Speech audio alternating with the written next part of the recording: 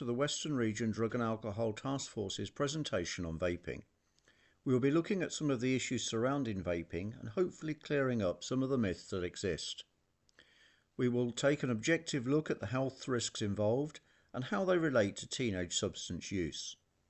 We will also look at the emergence of products based on the cannabis plant and HHC in particular.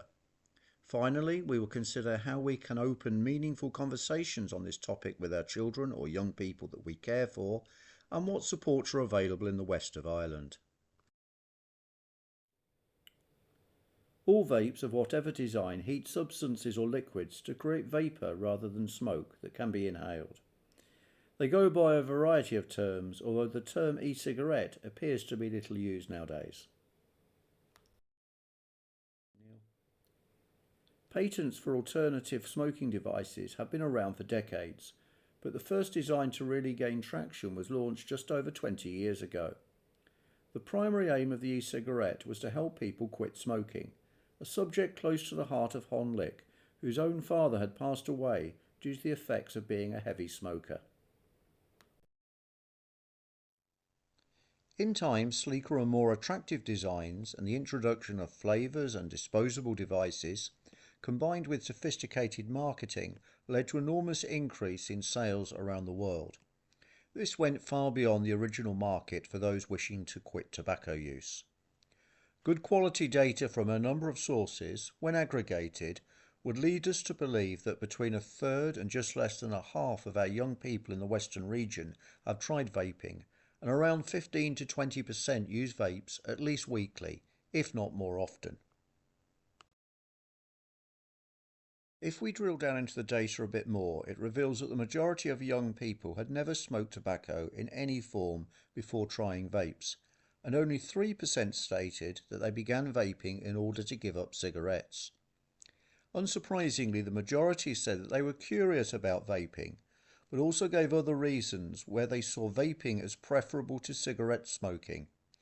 This included wanting to fit in with vapors and a belief that it would not affect their ability to play sport or that their parents would not notice their vaping. When considering the health risks involved in vaping, many commentators will compare it to smoking tobacco. This is, however, something of a false comparison, because as we have seen, only a small percentage of young people take up vaping as a method to quit tobacco products.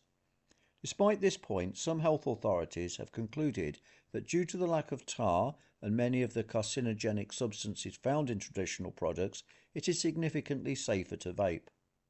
This opinion is not, however, shared by many other health bodies or the public at large. Intuition would lead us to presume that putting any substance into our lungs is not as healthy as breathing fresh air. But what actually is the evidence? Traditional cigarettes contain nicotine, as do the vast majority of vaping products. There are, however, also many other chemicals contained within traditional cigarettes, many of which pose significant health risks. Vapes in comparison contain a limited number of substances, although many will also include a number of flavourings. A number of studies have taken place to consider the risks involved in using nicotine in its various forms. The evidence on the whole appears to suggest that nicotine has properties that lead the user to becoming dependent on nicotine, or some would say addicted. The main health issues from smoking tobacco products are, however, judged by many to relate more to using such products as a whole. Some vape brands do also offer nicotine-free vapes. Another concern is that young people who choose to vape may increase their exposure to nicotine and other toxic substances, not only from their own use, but also by being part of a group that may also smoke traditional cigarettes. This in time may lead to an increased likelihood that they become dual users themselves of both vapes and cigarettes, or even move exclusively to cigarette use. The Irish Heart Foundation has noted this uptick in smoking figures among young people, but further research is required to confirm quite how these figures are related to each other. The media has run a number of stories that pick up issues concerning vape use. Often these will refer to a particular ingredient or particular model of vape device. The implication is that such issues apply to all vaping products, which may not be a reasonable stance to take. An example would be the flavouring agent diacetyl that was found in some vapes, but has been banned under EU's laws for use in vaping products since 2016. It gets its name from being linked to a rare lung disease first identified in a microwave popcorn production facility in the United States. Various research pieces have raised concerns about the range of chemicals that can be used to produce flavourings in vapes. Whilst they may be passed as safe for ingestion, the research may not have considered the same chemical being taken into the lungs. As vapes use heat, the chemicals may break down and interact with other chemicals that have been deployed to produce a particular flavour. It is reasonable to state that the long-term health implications of inhaling flavourings requires longitudinal research to understand the effects that may become apparent down the line. It must also be noted that the vaping industry has countered that whilst not risk-free, the concerns around vaping have been significantly exaggerated. They argue that parts of the media and some health professionals are biased in their views. Some commentators even point an accusing finger at tobacco companies, who they argue are trying to protect the sales of traditional tobacco products. We will now move on to looking at the main illegal substance that has found its way into vapes, cannabis, and in particular its main psychoactive product, THC. Even in low concentrations, THC is illegal in any product sold in Ireland. Some vaping devices can be used to heat cannabis directly, but more commonly it will be purchased illegally as an e-liquid that is inserted into the vaping device. Some have raised concerns about the quality controls applied to both the devices and the e-liquids containing THC, given the illegal nature of THC-based products in many countries. Many people who use cannabis have argued that vaping THC brings a number of benefits compared to smoking cannabis. Although there is still a smell, it is significantly less potent and does not appear to linger for long. Some argue that it appears to be healthier than smoking cannabis, but this requires further long-term research. Although somewhat masked by the COVID epidemic happening at the same time, a significant issue arose in the United States a few years back around a contaminant found in certain vaping products. Social media campaigns suggested that the issue applied to all vaping products, whereas in reality it related in the vast majority of cases to vapes containing THC. In the last year or so, we have seen the emergence of HHC in vaping products. HHC is currently legal and can be sold anywhere that also legally sells vapes or tobacco products. Consumers may also be attracted to the claims that HHC has reportedly similar effects to using cannabis or other THC-based products. Whilst the accuracy of these claims has not been fully assessed, they include assertions that HHC is less intoxicating, which has led some to calling it cannabis light. HHC is produced from CBD that has already been extracted from the cannabis plant. As such, for the moment at least, it remains legal, as long as no claims are being made in the marketing that it is psychoactive in any way. In some cases, easy access to HHC products, such as in high street shops, may promote use. They are also easily available online. Cannabis drug dealers have also added HHC to cannabis weed in order to increase profits. HHC appears to have broadly similar effects to cannabis and other THC products. The pharmacology and toxicology of HHC in humans has not yet been fully studied. HHC does not appear to have any documented legitimate uses.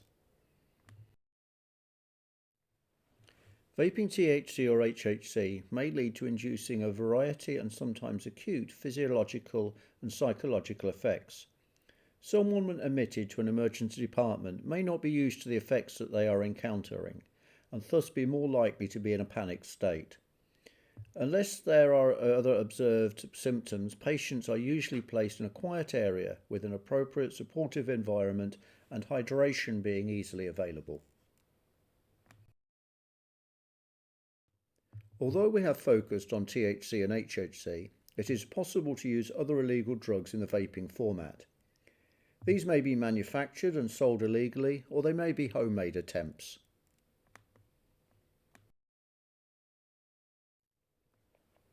Here are some suggestions as to how you could start talking with your teen about vaping. 1. Look for a natural conversation starter. Maybe it's an ad for a vaping product, or you notice someone vaping, or you pass a vape shop. Take the opportunity to ask your child questions about vaping and whether a lot of young people at their school are trying it. 2. Explain that most vapes do contain nicotine. Some children believe vapes contain only water and flavourings. 3. Point out the dangers of vaping without judgment and let them know that you're concerned about their health. Investigations into lung illnesses that are potentially associated with vaping are ongoing.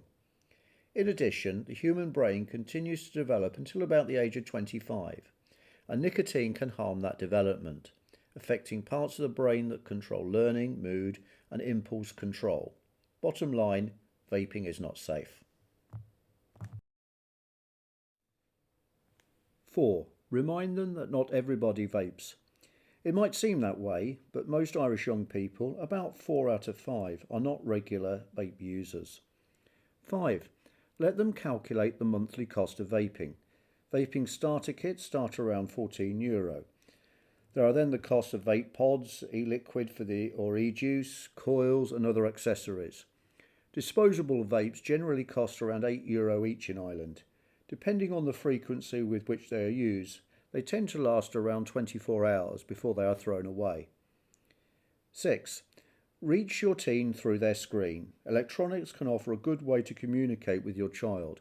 Highlight that there is misinformation on the internet and in print about vaping, and encourage them to access trusted sources of information such as the HSE and drugs.ie.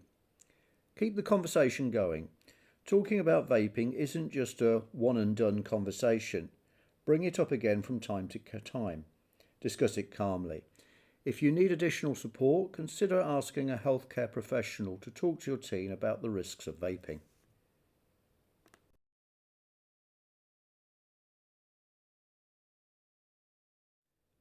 Further information is readily available from the HSE and quit.ie, where you can download this useful booklet.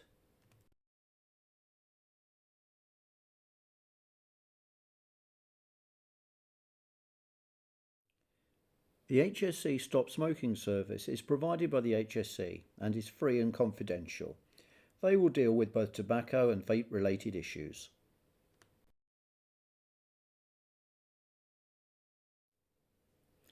In conclusion, it is reasonable to say that some cigarette users see the positive benefits that come from quitting smoking as outweighing the risks of vape use. This calculation does not apply to younger people who are not already smoking cigarettes. Further concerns exist around the use of particular flavourings and the addition of illegal products to vaping devices. Added to this, other substances such as HHC, whilst legal, may present a range of risks to the user. Thank you for taking part in this presentation. Feel free to visit the Western Region Drug and Alcohol Task Force website or the Planet Youth website, where you will find a range of resources to support you in your parenting.